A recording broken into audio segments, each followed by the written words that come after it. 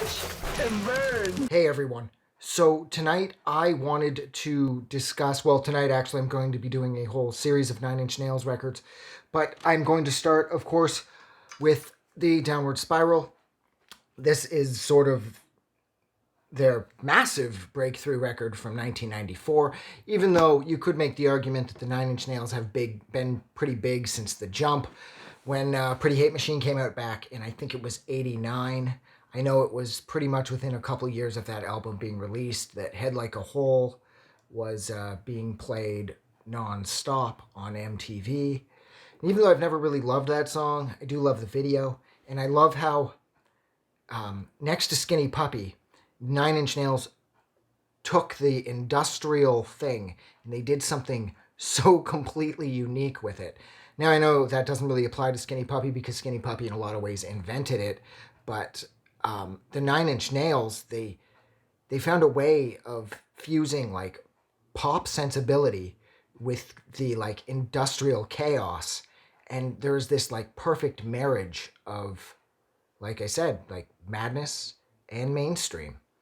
And that's what has made Reznor and Company so successful over the past few decades. And with the Downward Spiral, this really cemented Reznor as a serious production, songwriting, and instrumental force to be reckoned with. I mean, this record is perfect. There isn't a bad song on here. The record, it starts off crazy, and it occasionally pulls back with some of the tracks being a little quieter, especially with A Warm Place, which is so perfectly timed. It kicks in right after Big Man with a Gun, which is possibly the craziest song on the album, possibly at least, and then it cuts right in to like one of the most beautiful songs ever written by anyone from any field of music. So I love the juxtaposition, and I love how a lot of the times aspects of this record are in contrast to other aspects of this record and how they sort of clash. And yet at the same time, despite the clashing that's going on, everything syncs up and everything plays perfectly, and there isn't a single song on here that sounds out of place.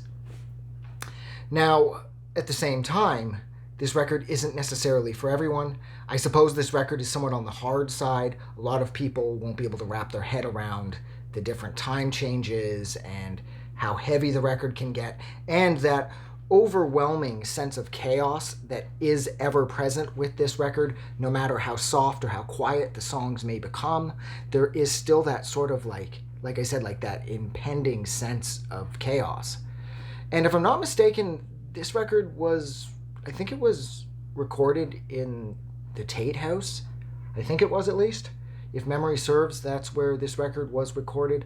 So it does sort of have like that vibe at play too, because if people out there who don't know, the Tate house is Sharon Tate's house, where her and a handful of her friends were butchered by a few of Charles Manson's cronies back in the late 60s. And so for Reznor and Company to choose this location, I suppose on one hand it's kind of tasteless, but on the other hand, it's going to bring a definite vibe to the recording sessions. And considering that the recording sessions would be for the Downward Spiral, you know it's not going to go anywhere good, and it's not going to be very uplifting, and it just further suits everything that this record is tailored for.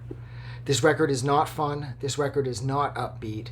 It's completely apocalyptically nihilistic, and it's all about self-destruction, and it's awesome. Like, if you remove yourself from the rather heavy, like the subject matter, the songs are really catchy. They're really well written, and they seem timeless, because despite the fact that this record came out roughly 30 years ago, it doesn't feel that way. Like, the music here doesn't feel dated, sort of like if you were to put on one of their contemporaries from this period, like say like an I Mother Earth record.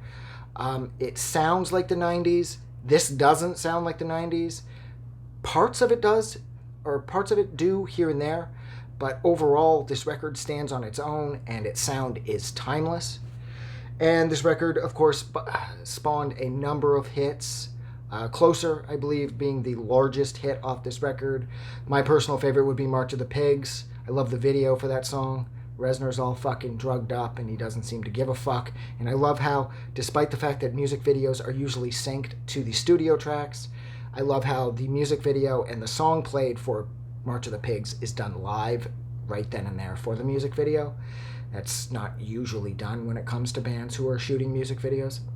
But yeah, so look, I'm going to go. I've sat here and talked long enough. I can't even see where the lens is. Now, this is so bright. I hope I'm looking in the right place.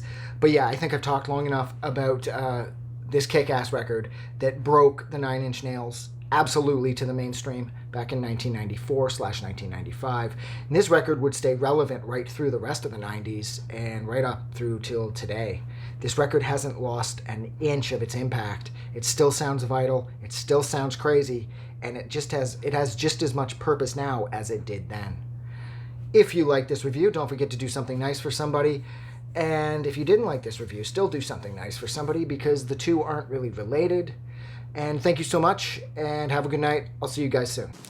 I just wanted to say thank you for making it through the entire video. I really appreciate it.